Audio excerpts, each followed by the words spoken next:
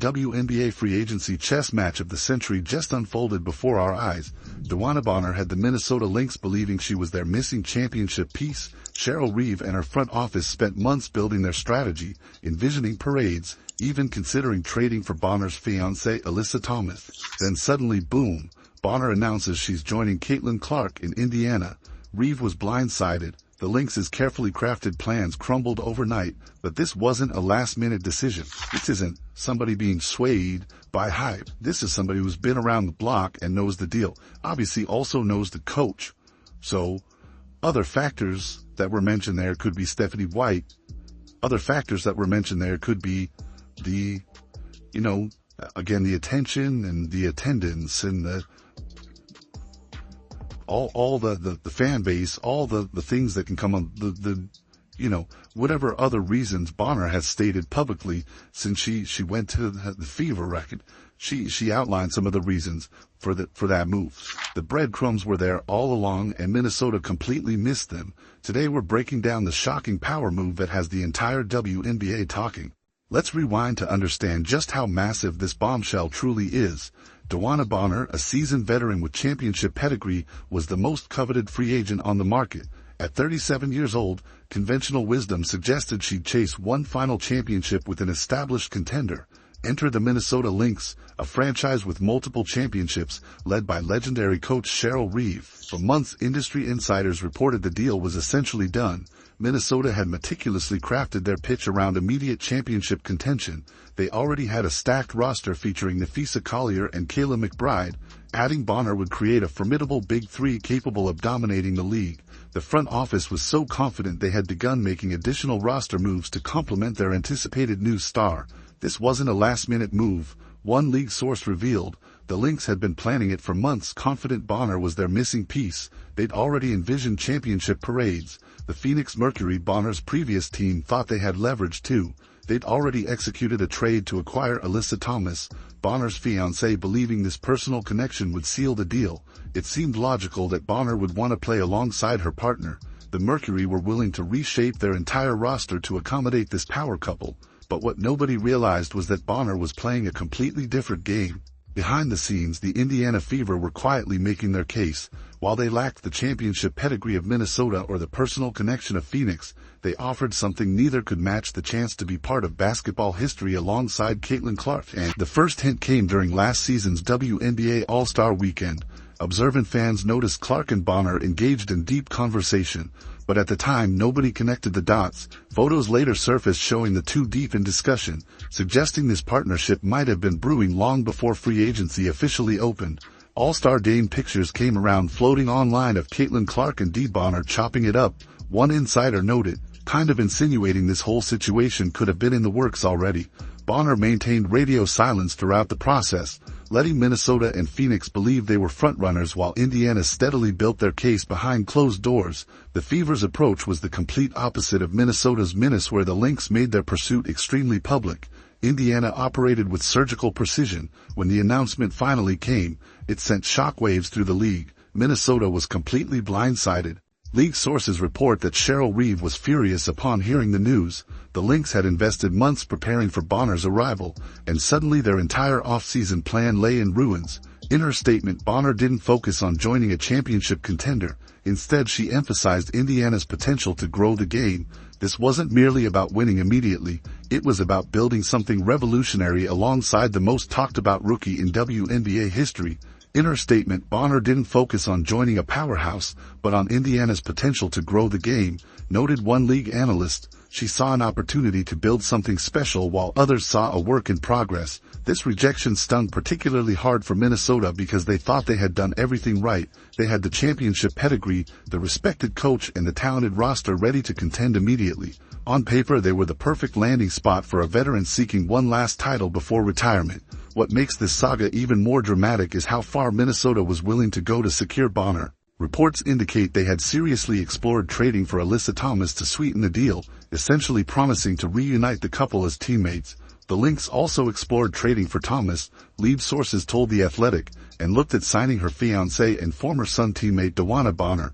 One report revealed, "That's the basketball equivalent of buying someone a house before the first anniversary, risky, desperate, and ultimately pointless." The desperation of these moves shows just how all in Minnesota was on their Bonner strategy. When it collapsed, they had no backup plan. The entire front office was left scrambling with most of the top free agents already committed elsewhere. But the real question is, why Indiana? Why would a 37-year-old veteran choose a rebuilding team over established contenders? The answer lies in the Caitlin Clark effect. Clark's arrival in the WNBA wasn't just notable it was transformative. Television ratings skyrocketed, arenas sold out, merchandise flew off shelves. The rookie brought unprecedented attention to the league, drawing new fans and generating excitement that veterans like Bonner had never experienced in their careers. However, Clark's rookie season wasn't without significant challenges. Beyond the normal adjustment period that any rookie faces, Clark dealt with a level of physicality that many observers found excessive. The officiating around Clark became a major talking point throughout the season.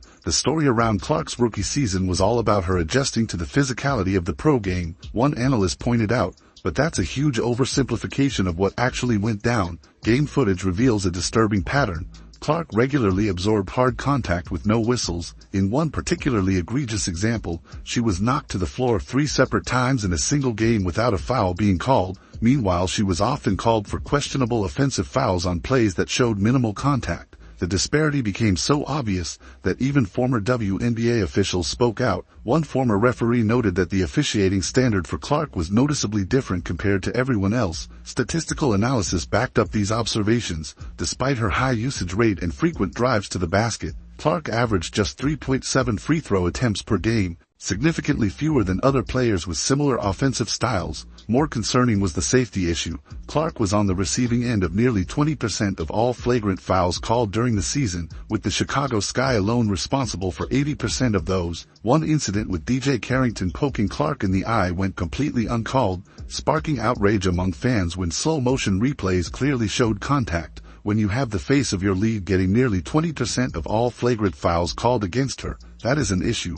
A league insider stated, "That's not just an issue the players have to work out, that goes to the commissioner level." Despite these challenges, Clark demonstrated remarkable resilience. She adapted her game throughout the season, gradually finding ways to overcome the physical defense and inconsistent officiating. By the season's end, she was performing at an elite level, validating her status as the #1 draft pick. What became evident was that Clark needed more veteran support. While Aaliyah Boston provided interior presence, the Fever lacked experienced perimeter players who could both create their own shots and take pressure off Clark. This is precisely where Bonner fits perfectly. With 14 seasons of WNBA experience, Bonner brings exactly what Indiana needed: a battle-tested veteran who can score at all 3 levels, defend multiple positions, and provide leadership during critical moments. Her championship experience with the Phoenix Mercury gives her credibility that resonates with younger players. Beyond the basketball fit, Bonner recognized something deeper about the Clark phenomenon. It represented a new era for the WNBA.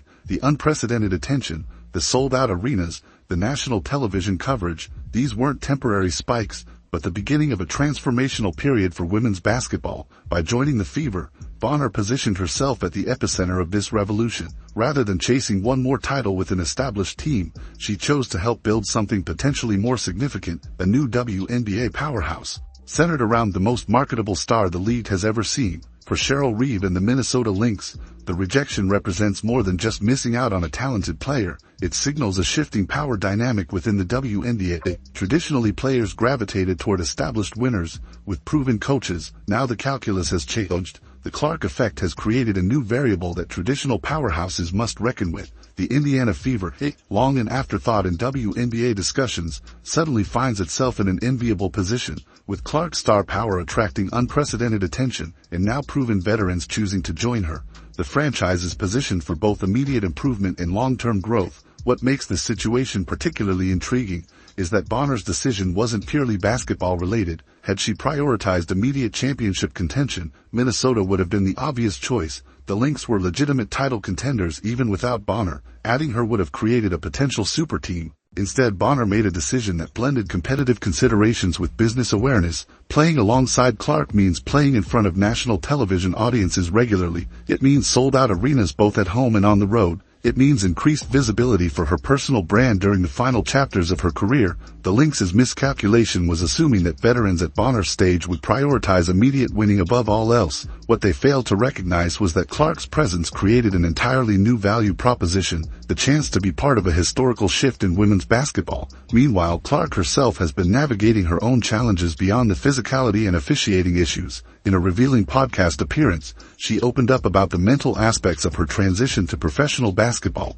It was just a crazy year because you go all the way up to the national championship game and then you're playing right away. Clark explained, "One of my coaches early on said your rookie year is always so hard because you're in a new city, a new place, with a new team, new coaches. There's so much that's not part of the routine you're used to." The compressed timeline between her college career's conclusion and her WNBA debut gave Clark minimal time to process the transition. Unlike NBA rookies who typically have months between their final college game and their professional debut, Clark had just weeks to shift gears. "I feel like I never really ended the chapter of college," she reflected. "It was just like boom, you left. But maybe that's good, you don't have a lot of time to think about it." Beyond the logistical challenges, Clark struggled with finding her voice as a rookie on a team where she was immediately expected to be a leader. Despite her celebrity status and exceptional talent, she experienced the same uncertainties that many rookies face. "In my scenario, you're already highly thought of. People are turning to you to be something or someone," Clark explained. "So it's hard, you're trying to get your feet wet, but also not do too much. I think that's what I struggled with early on.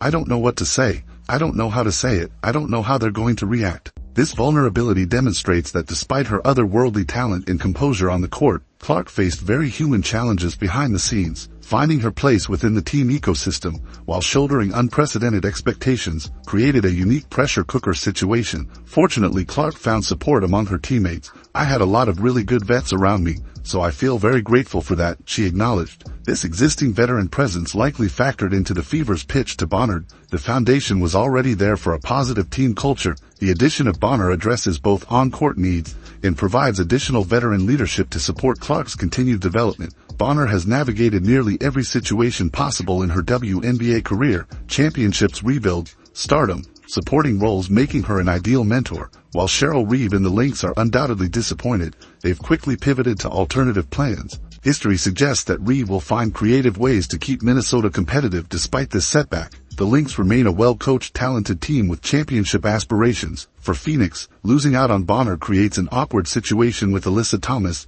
Having traded for Thomas primarily to entice Bonner, they now face the prospect of building around a player who was acquired as part of a strategy that ultimately failed. How Thomas responds to this situation will be critical for Phoenix's season. The Indiana Fever, meanwhile, have suddenly accelerated their rebuilding timeline. What was expected to be a multi-year process has been compressed, with Clark establishing herself as a star, Boston developing into a front-court force, and now Bonner bringing veteran leadership. The Fever have legitimate playoff aspirations. More importantly, they've established themselves as a desirable destination for free agents, something that would have seemed impossible just a year ago. The Clark effect has completely rewritten the conventional wisdom about which franchises players want to join. For the WNBA as a whole, this saga demonstrates the league's growing complexity and sophistication. Player movement is becoming more strategic, with considerations extending beyond simple on-court fit or championship potential. The business aspects of decisions, visibility, marketing opportunities, legacy building are playing increasingly significant roles. As the dust settles on this free agency bombshell,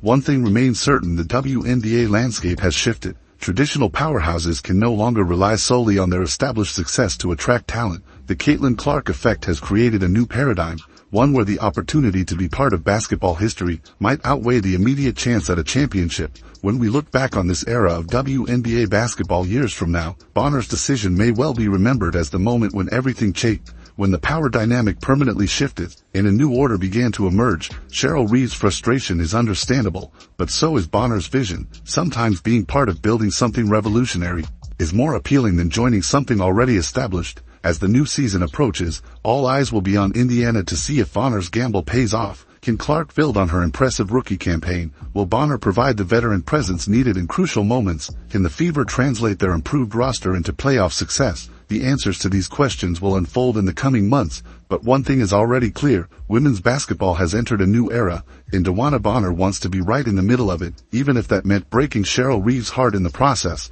DeWanna Bonner's shock move to Indiana didn't just derail Minnesota's championship plans, it completely rewrote the WNBA's power dynamics. Cheryl Reeve thought championship history and a stacked roster would be enough, but Bonner saw something bigger brewing in Indiana. She chose to help build basketball's future instead of chasing one more ring with an established winner. That's the real story here. If you enjoyed this breakdown of the WNBA's biggest off-season drama, hit that like button and subscribe for more insider analysis. Drop your thoughts in the comments. Was Bonner's decision brilliant or reckless? I'll see you in the next video.